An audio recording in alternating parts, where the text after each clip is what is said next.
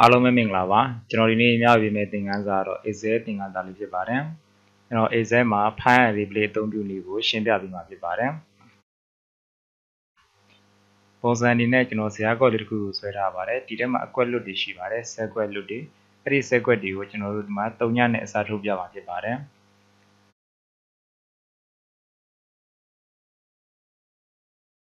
အသုံးပြုရမယ့် shortcut key လေးရ Ctrl A ရ Ctrl H ရဖြစ်ပါတယ်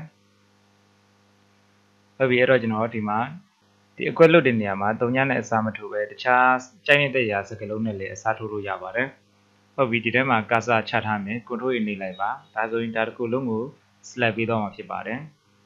ဒါဆိုရင်ကျွန်တော်တို့ data ပါတဲ့ဇာတ်တစ်ခုလုံးကို select ပေးတော့မှာဖြစ်ပါတယ်ဒီအပြင်မှာထားပြီးတော့ Ctrl A နေမယ်ဆိုရင်ကျွန်တော်တို့ဒီ Excel webboard တစ်ခုလုံးကို select ပေးတော့မှာဖြစ်ပါတယ်အဲ့တော့ကျွန်တော်တို့ကဒီတွင်းထဲ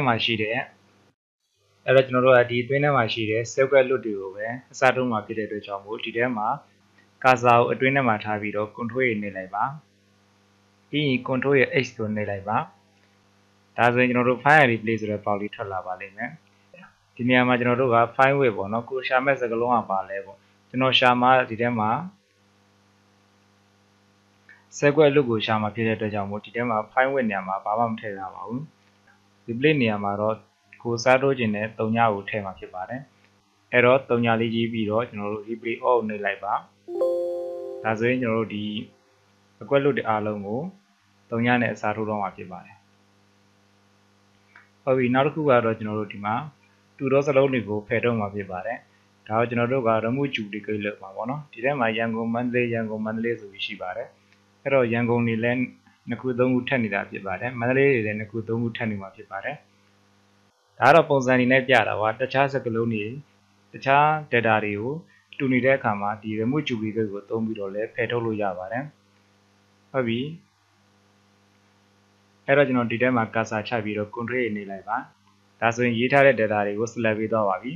ပြီးတော့ကျွန်တော်တို့ data tag ထဲဝင်ပြီးတော့ remove duplicate ကိုနေရမှာပါ data tag ဆိုတာတော့ဒီဟာလေးဖြစ်ပါတယ်